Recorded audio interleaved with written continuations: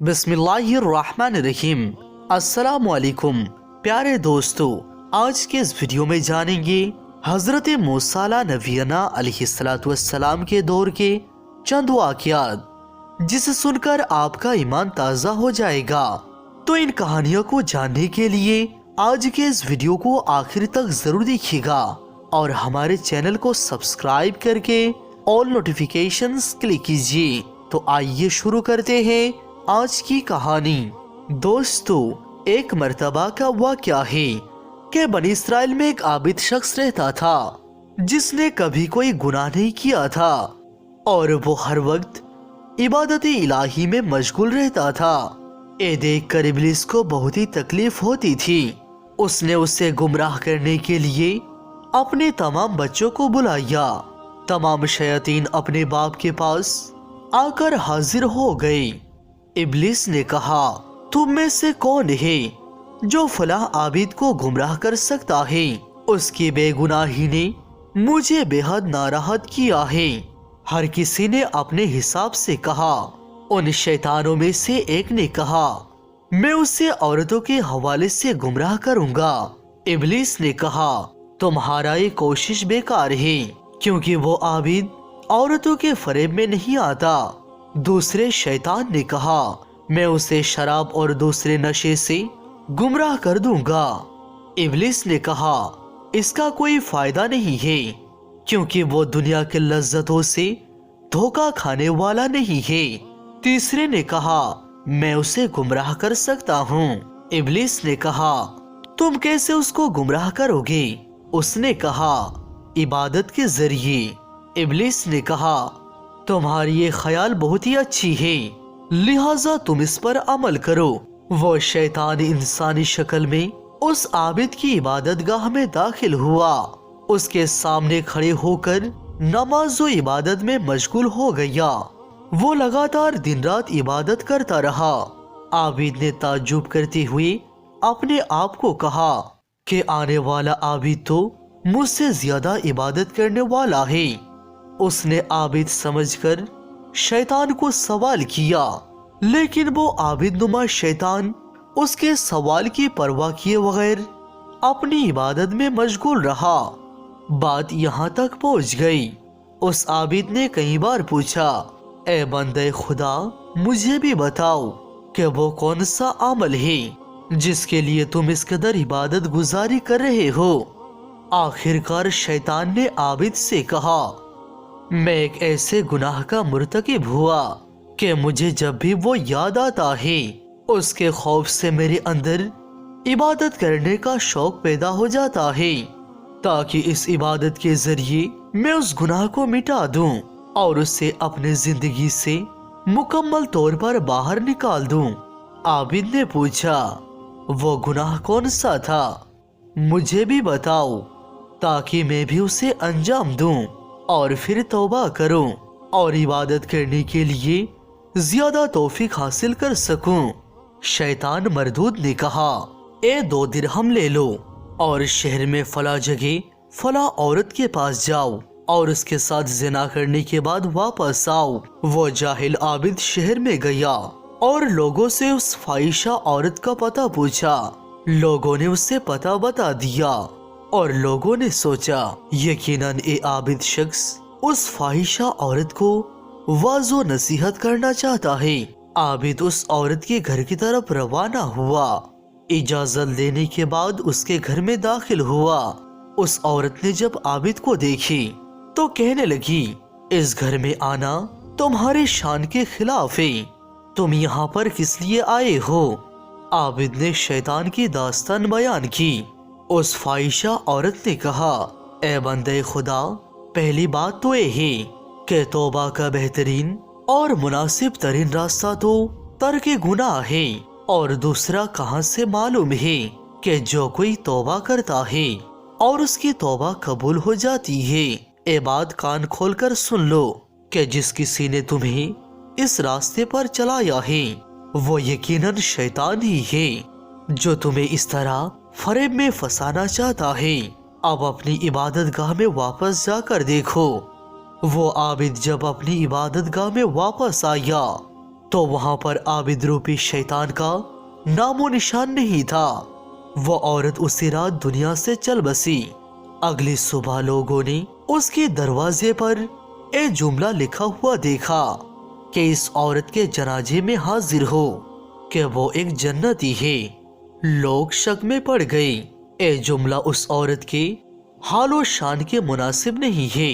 اس واقعے کو 3 دن گزرنے کے بعد اللہ تعالیٰ نے حضرت موسیٰ علیہ نبینا علیہ السلام پر وحی نازل فرمائی کہ اس عورت کے جنازے میں شامل ہو اور اس کی نماز جنازہ پڑھے اور لوگوں کو شامل ہونے کا حکم دے، کیونکہ میں نے اس کو بخش دیا ہے اور اس پر بہشت واضح کر دی ہے، کیونکہ اس نے میرے نیک بندے کو گناہ کرنے سے بچایا ہے۔ حضرت موسیٰ علیہ السلام نے فرمان خدا پر عمل کیا۔ بس گناہوں میں غرق ایک عورت امر بن معروف اور نہی عن المنکر اور ایک انسان کو گناہوں سے بچانے کی وجہ سے اس طرح رحمت الہی کی مستحق قرار پائی کہ اللہ سبحانہ و تعالیٰ نے اسے بخش دیا اور اس کو بہشت عطا کیا، اور اس کے ساتھ ساتھ ذلیل القدر پیغمبر حضرت موسیٰ علیہ السلام کو بھی حکم دیا کہ وہ لوگوں کے ہمراہ اس کے جنازے میں شریک ہو اور عزت و احترام کے ساتھ اس کے جنازہ اٹھائے اور سپرد خاک کر دے۔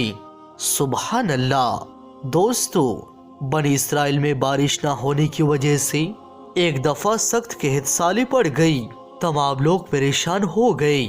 اسی پریشانی کے عالم میں سب لوگ حضرت موسیٰ علیہ السلام کی خدمت میں حاضر ہوئے اور آپ علیہ السلام سے درخواست کرنے لگے کہ اللہ کے پیغمبر آپ نماز استسقاء پڑھیں تاکہ اللہ تعالیٰ کے حکم سے بارش برسے۔ پھر حضرت موسیٰ علیہ السلام تقریباً 70,000 افراد کے ہمراہ صحرا کی طرف نماز استسقاء کے لیے نکلے۔ آپ علیہ السلام نے جتنے بھی دعائیں کی تب بھی بارش نہ برسی۔ حضرت موسیٰ علیہ السلام نے اللہ تعالیٰ کے دربار میں عرض کیا، یا پروردگار، ہم 70,000 افراد نے مل کر جتنی بھی دعائیں کی پھر بھی بارش نہیں ہوئی، اس کی وجہ کیا ہے؟ تو کیا میرا مقام و مرتبہ آپ کی بارگاہ میں کم ہو گیا ہے؟ اللہ سبحانہ و تعالیٰ نے حضرت موسیٰ علیہ السلام سے خطاب کیا، اے موسیٰ، آپ لوگوں کے درمیان میں ایک ایسا شخص موجود ہے جو 40 سالوں سے مسلسل میری نافرمانی کر رہا ہے، اس سے کہو کہ وہ لوگوں کے درمیان سے نکل جائے تاکہ تمہاری دعا مستجاب ہو۔ حضرت موسیٰ علیہ السلام نے کہا، یا پروردگار، میری آواز 70,000 افراد تک نہیں پہنچ پائے گی۔ اللہ رب العزت نے فرمایا، تم صرف اعلان کر دو، اسے ہر کان تک پہنچانا میرا کام ہے۔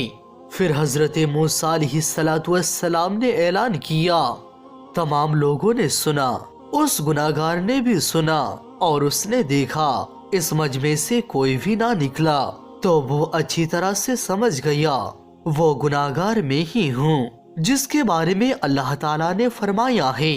پھر اس نے اپنے آپ سے کہا، اگر میں اٹھ کر باہر نکل گیا تو ذلیل و رسوا ہو جاؤں گا، اور اگر نہیں جاتا تو بارش نہیں برسے گی۔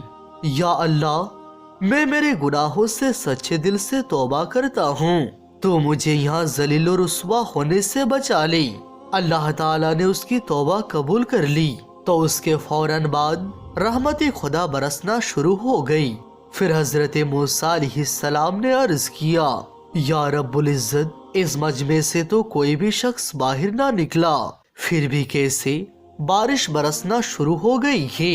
تو اللہ تعالیٰ نے فرمایا، میں نے تم لوگوں کو اسی شخص کی وجہ سے سیراب کیا ہے جس کی وجہ سے بارش نہیں برسا رہا تھا۔ آپ علیہ السلام نے عرض کیا، یا اللہ، مجھے اس کے بارے میں بتا تاکہ میں اس کی زیارت کروں۔ خدا بند عالم نے فرمایا، میں نے تو اسے اس وقت ذلیل و رسوا نہیں کیا تھا جب وہ گناہ پر گناہ کر رہا تھا، اور اب جب اس نے توبہ کر لی ہے تو اب میں اسے کیسے رسوا کر دوں؟ میں تو عیب کو چھپانے والا ہوں، ہرگز کسی کا عیب فاش نہیں کروں گا اور نہ ہی کسی کی تحقیر کروں گا۔ سبحان اللہ۔ ایک دفعہ حضرت موسیٰ علیہ السلام کسی مقام سے گزرتے ہوئے ایک برہنہ اور خالی ہاتھ فقیر کو دیکھا جو بیابان میں ریت پر سویا ہوا تھا۔ اس نے جب آپ علیہ السلام کو دیکھا تو آپ کے پاس آ کر کہا، اے موسیٰ علیہ السلام، میں فقر و ناداری کی وجہ سے غریب المرگ ہو چکا ہوں، آپ اللہ تعالیٰ سے دعا کریں کہ مجھے تھوڑا بہت رزق عطا کریں۔ حضرت موسیٰ علیہ السلام نے اس کے لیے دعا کی اور وہاں سے کوہ طور پر اللہ تعالیٰ سے ہم کلام کے لیے تشریف لے گئی۔ کچھ ہی دیر بعد اسی راستے سے پلٹے تو کیا دیکھتے ہیں کہ چند لوگوں نے اسی فقیر کو پکڑا ہوا ہے اور بہت سے لوگ اس کے ارد گرد مجمع لگائے کھڑے ہوئے ہیں۔ انہوں نے لوگوں سے پوچھا، یہاں پر کیا واقعہ پیش آیا ہے جو اتنے لوگ یہاں اکٹھے ہوئے ہیں؟ حاضرین نے کہا، ایک شخص نے شراب پی رکھی ہے اور ایک شخص پر حملہ کر کے اسے قتل کر دیا ہے، آپ اسے پکڑا ہوا ہے تاکہ قصاص میں اسے پھانسی پر لٹکائے۔ حضرت موسیٰ علیہ السلام نے حکم الہی کا اقرار کیا اور اس بدسیرت فقیر کے بارے میں اپنے جسارت پر استغفار کی۔ بے شک اللہ تعالیٰ ہی بہتر جانتا ہے کہ کس کو کس حال میں رکھنا ہے۔ اسی طرح سے ایک مرتبہ حضرت موسیٰ علیہ السلام اللہ تعالیٰ سے ہم کلام کے لیے کوہ طور پر تشریف لے جا رہے تھے تو راستے میں انہیں ایک شخص ملا جو مالی حیثیت سے بہت ہی زیادہ تنگ دست تھا۔ اس شخص نے آپ علیہ السلام کو دیکھا کہ آپ علیہ السلام کہیں تشریف لے جا رہے ہیں تو اس نے انہیں روک کر کہا، یا موسیٰ علیہ السلام، میں ایک غریب اور تنگ دست آدمی ہوں اور آپ علیہ السلام تو کلیم اللہ ہے، اللہ تعالیٰ سے ہم کلام ہوتے ہیں۔ میری آپ سے درخواست ہے کہ آپ علیہ السلام اللہ تعالیٰ سے دعا کریں کہ وہ میرا رزق بڑھا دیں، مجھے کئی وقت فاقے ہو جاتے ہیں۔ حضرت موسیٰ علیہ السلام جب اللہ تعالیٰ سے ہم کلام ہوئی تو بارگاہ خداوندی میں اس کی درخواست پیش کی، جس کے جواب میں انہیں بتایا گیا کہ اس آدمی کی قسمت میں قلیل روزی ہے، اسی لیے ہمارے یہاں سے اسے تھوڑا تھوڑا روزی روز دیا جاتا ہے تاکہ آخر تک ملتا رہے۔ حضرت موسیٰ علیہ السلام سے جب اس شخص سے دوبارہ ملاقات ہوئی تو آپ نے اسے اللہ کا پیغام سنا دیا۔ اس شخص کو جب یہ بات پتہ چلا تو وہ کہنے لگا، یا موسیٰ علیہ السلام، آپ اللہ تعالیٰ سے درخواست کریں کہ میرے قسمت کا سارا رزق مجھے ایک بار ہی دلوا دیں۔ اس روز کے بعد جب دوبارہ آپ علیہ السلام اللہ تعالیٰ سے ہم کلام ہوئے تو آپ نے پھر سے اس غریب آدمی کی درخواست اللہ تعالیٰ کی دربار میں پیش کی۔ اس بار اللہ تعالیٰ نے حضرت موسیٰ علیہ السلام کی دعا قبول کر لی اور اس غریب آدمی کو اپنی ساری زندگی کا رزق ایک ہی بار میں عطا کر دی۔ سارا رزق ایک ہی بار میں پا کر اس شخص نے فوراً لنگر کھانا کھول دیا اور لوگوں میں اعلان کر دیا کہ جس شخص کا کھانے کا انتظام نہ ہو وہ ہمارے لنگر کھانے سے پیٹ بھر کر کھا سکتا ہے۔ حضرت موسیٰ علیہ السلام کو اس کی اس حرکت پر بہت ہی تعجب ہوا۔ انہوں نے اس کو سمجھانے کی کوشش کی لیکن جب وہ نہ مانا تو آپ علیہ السلام مایوس ہو کر وہاں سے چل دیے۔ ایک ہفتے کے بعد آپ کا اس طرف سے گزر ہوا تو آپ نے دیکھا کہ لنگر کھانا اسی طرح سے جاری ہے۔ دوسرے بار 1 ماہ کے بعد اور تیسری مرتبہ 6 ماہ کے بعد آپ علیہ السلام کا گزر اسی راستے سے ہوا تو آپ نے اس لنگر کھانے سے اب بھی لوگوں کو اسی طرح سے کھانا کھاتے ہوئے دیکھا۔ ان کا خیال تھا کہ اس غریب کی دریا دلی کی وجہ سے چند ہی روز میں سارا رزق ختم ہو جائے گا، مگر لنگر کھانا مسلسل اب بھی جاری تھا۔ آپ نے کوہ طور میں جا کر اللہ تعالیٰ سے عرض کی، یا پروردگار، ایک کیا قصہ ہے، اس کا تھوڑا سا رزق اب تک چل رہا ہے؟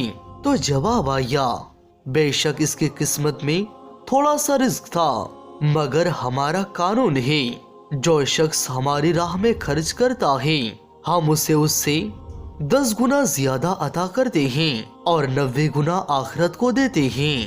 ایک شخص بھی اسی قانون کے دائرے سے باہر نہیں، جتنا یہ ہماری راہ میں خرچ کرتا ہے اس کا 10 گنا ہم اسے دنیا میں ہی دے دیتے ہیں۔ اس میں تعجب کی کیا بات ہے؟ سبحان اللہ۔ دوستو، یہ ہے صدقہ اور خیرات کا نتیجہ کہ اللہ تعالی ہمارے مال کو 10 گنا بڑھا دیتا ہے۔ اسی لیے ہمیں چاہیے کہ ہم زیادہ سے زیادہ اللہ تعالی کی راہ میں خرچ کریں۔ دوستو، امید کرتے ہیں کہ ویڈیو آپ کو ضرور پسند آئی ہوگی۔ پسند آنے کی صورت میں ویڈیو کو لائک کریں اور چینل کو سبسکرائب کر کے آل نوٹیفیکیشنز کلک کیجیے۔ جزاک اللہ خیرن۔